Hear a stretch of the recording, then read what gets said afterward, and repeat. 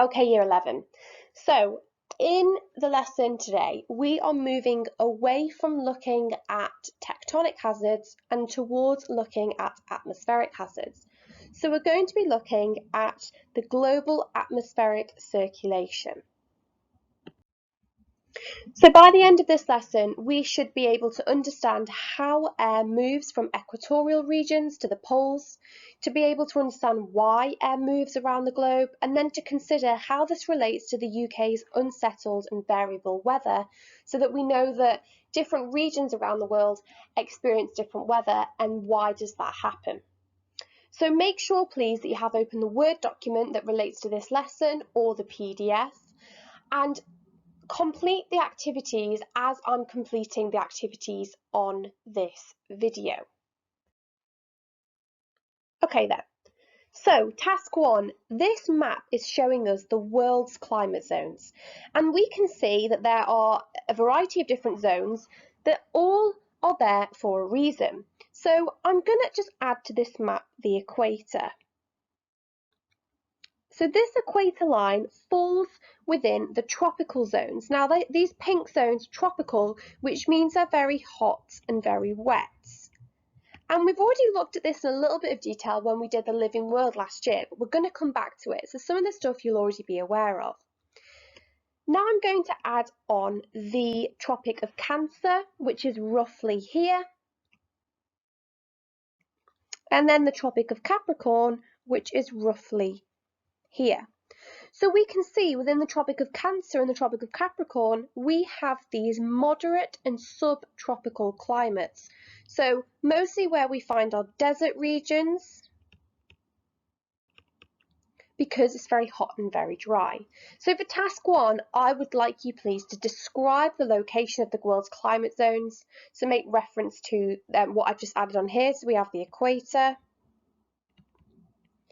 Tropic of Cancer, and Capricorn.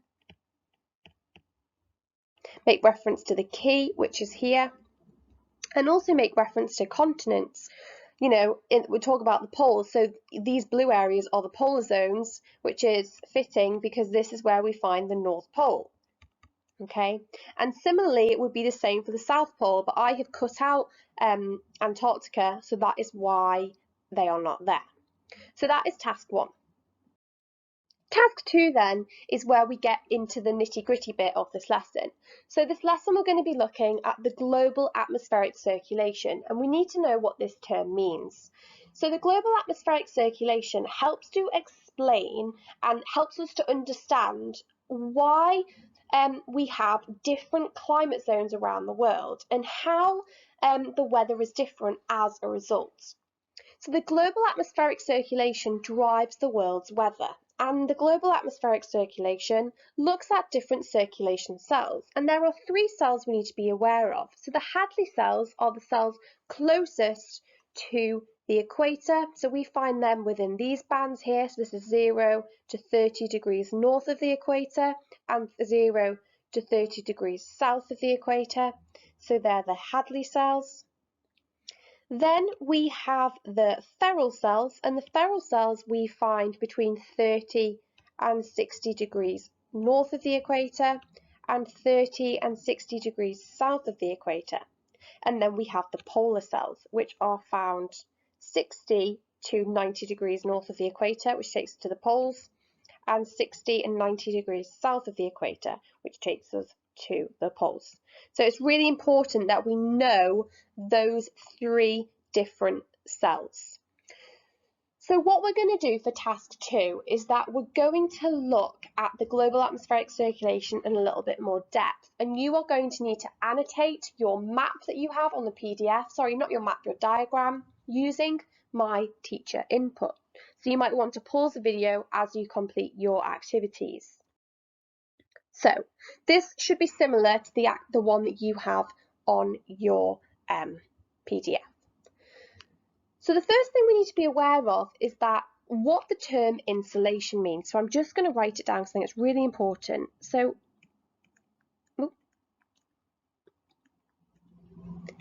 insulation is the total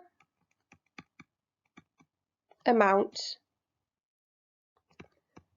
of solar radiation energy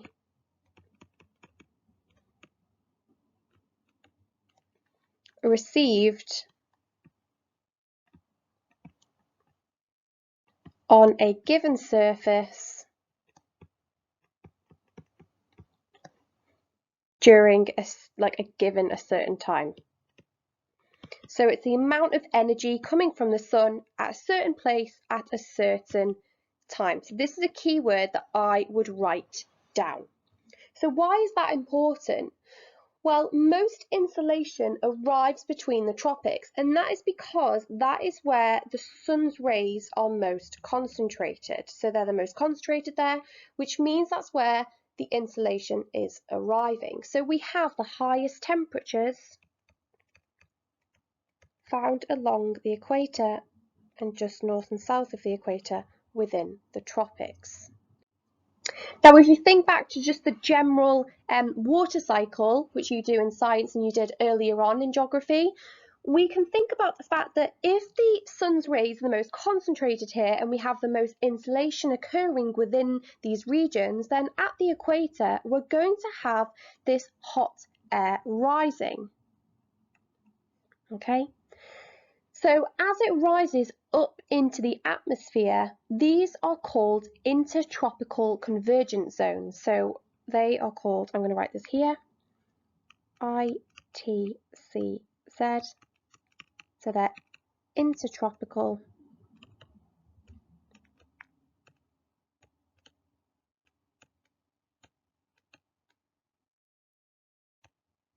convergence zones. So the air is rising up through these thermals. Okay, so what happens then? As they rise, they're going to create these large cumulonimbus clouds. So they rise, they cool and they condense, and they make the large cumulonimbus clouds. So I'll write that here so you have it.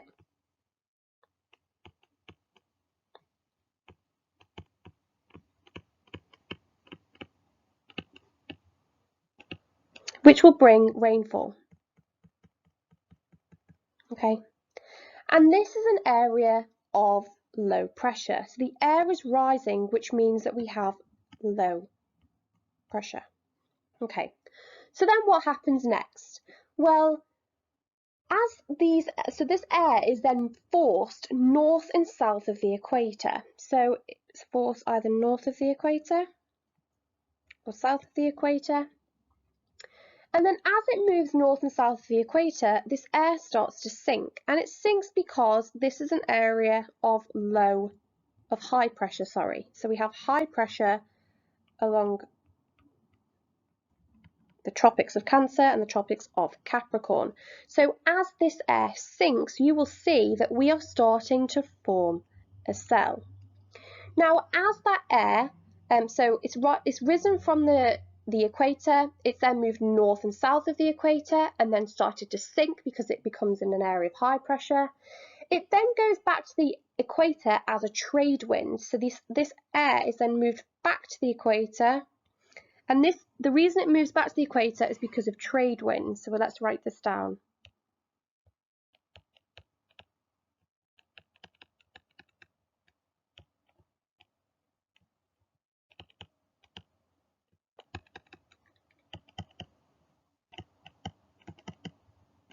Okay, and let's actually draw these trade winds onto our diagram. So I'm just going to remove that. So I'm going to now draw on the trade winds to our diagram.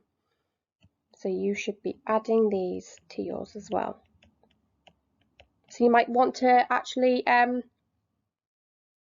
do them like I have. Put a multiple, make a little key. So I will put my little key here next to this statement. These are my trade winds. And I'm also going to add on the other trade winds.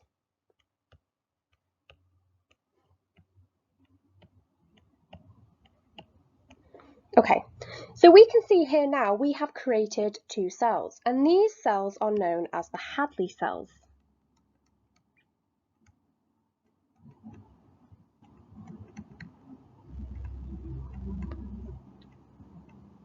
Okay, And the same thing happens again.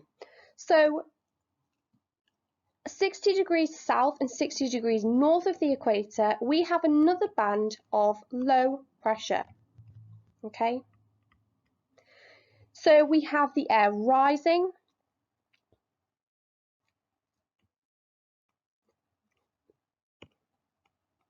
and as it rises it cools and condenses and makes clouds, and then it will start to move in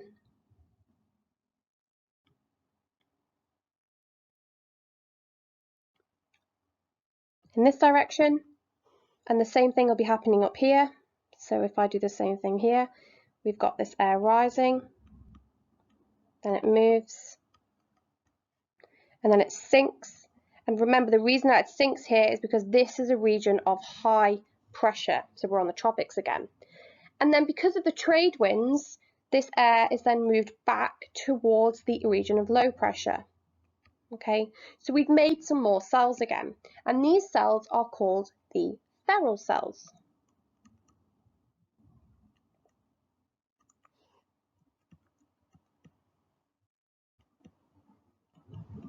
Okay, and then we got the same thing happening within 60 degrees north and south of the equator and 90 degrees north and south of the equator. So the air rises at the area of low pressure, it then moves and then sinks at an area of high pressure, and then the trade winds push it back towards the area of low pressure, which creates our polar cell. Now, even though the same thing is happening within different regions of the world, we need to be aware that the conditions aren't the same. So where we have areas of high pressure, we have very dry conditions. So HP equals dry conditions. And in areas of low pressure, so LP, that equals wet conditions. Okay, so you might want to pause the video here and make sure that you're annotating your diagram as I have done there. So task 3 then, you will notice on your Word document it looks quite different to what I have here. So basically you have a bank of statements that you need to go through and order and add to the previous task. So add to your diagram from task 2. So the first thing you need to do with a red pen is add on the equator line. So now you might have already done that. So you've already done task 1, then ignore that out. Then you need to add on the Tropic of Cancer and the Tropic of Capricorn. So they're roughly here and here.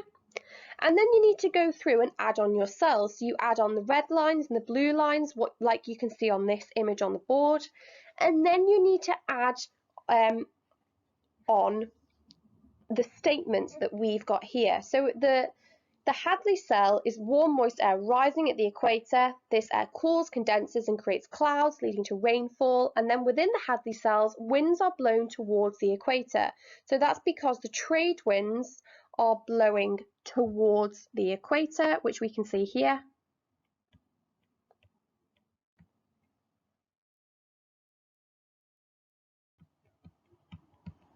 And that's why the arrows here are going back towards the equator. Okay. The feral cell then, so this cell is moving in the opposite direction. So the spin of the Earth causes the cell to motion right. And we look at this in a little bit more detail when we look at climate change. So the cells here, and also to do with the trade winds, means that this cell is moving, sorry, the trade winds are moving more north and south of the equator, so they're moving away from the equator, whereas the Hadley cell is moving towards the equator. Whereas the polar cell is moving in the same direction as the Hadley cell, so it's going from an area of high pressure to low pressure. Okay, so all of these different cells are moving from high pressure to low pressure through the trade winds. So that's really important to take from task 3. So task for them. How does the global circulation affect the world's weather? Well, we need to add on our statements again. Okay. I'm just going to get all of this here. So we can see at the equator, the sun's rays are more concentrated, so the temperatures are hotter, which means that there's going to be more rising, cooling, condensing, and rainfall. Whereas on the Tropic of Cancer and Capricorn, it rains a lot. It's a lot drier there because the air is sinking because it's an area of high pressure, which means there's no rain, so we get our deserts, hence the camels.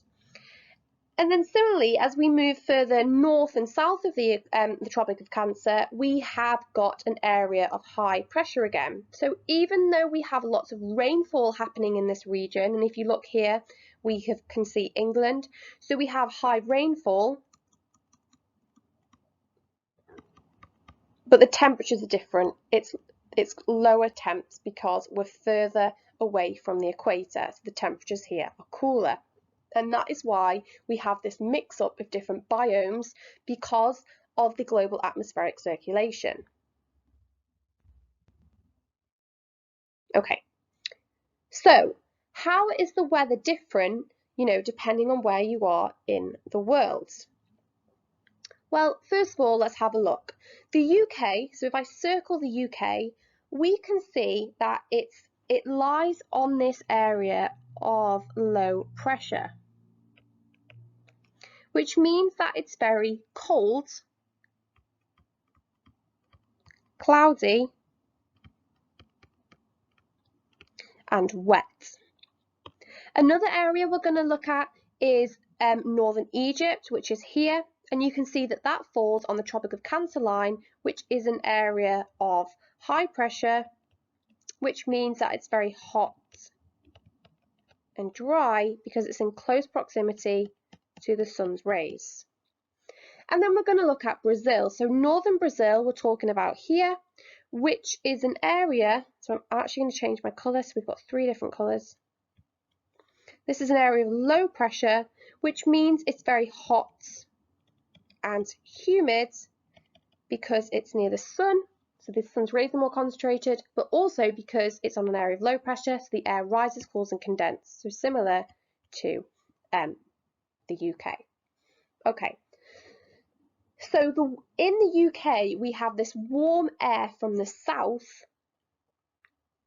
So we have warm air coming from the south, and then we have cold air coming from the north.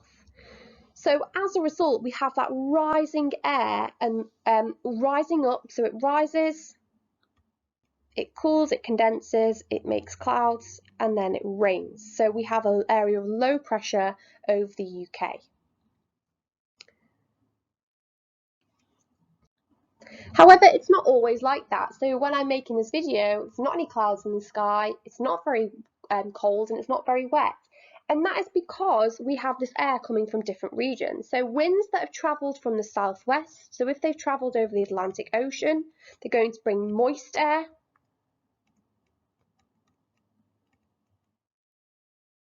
And it's going to be warmer.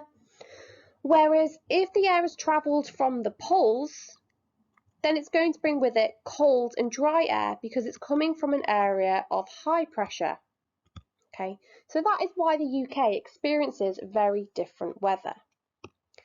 How is that different then from the desert? Well, we can see that these yellow regions are showing us the deserts, and they're mostly found roughly 30 degrees north and south of the equator, which means that they're on areas of high pressure, which we've already identified. So the air here is sinking, which means that there's little rainfall and little clouds. Okay, so the lack of clouds mean that in the day it gets very hot because the sun's rays can get right in. So lack of clouds, it's very hot because all the sun's rays can get in the day, but it's very cold at night because there's no clouds there, so there's no insulation. There's kind of like that no layer to keep the heat in. So that is why the temperatures drop in the evenings in the desert areas. So how is the desert then different from the rainforests which we find in northern Brazil? So you can see these green areas are talking about areas of low pressure, and they're talking about the tropical rainforests. So tropical rainforests are found in areas where the air rises, causes condensers, it makes clouds, and it rains a lot. So we have very hot and humid weather. So it's very hot, which is similar to the desert, and it's very wet, which is similar to the UK. And that's because the UK and the tropical rainforests are found around regions of low pressure. Now, because it's very cloudy near the equator, because of this area of low pressure, it means that that heat is kept in from the clouds, meaning it's very hot and very sweaty all the time. So the clouds play a massive role in the weather that we can see around the world. So if there aren't any clouds, it means there's not going to be any rainfall, but it means it's going to be very hot in the day and very cold at night. And if there are clouds, it means it is going to bring a lot of rainfall, but it also keeps in the heat. However, it only keeps in the heat in regions where the sun is close by. So in England, it means that when it rains, it can be quite cold, depending on where that rain has come from. So make sure, please, that you have matched the correct statements to the correct locations around the world, and I hope this video has helped you.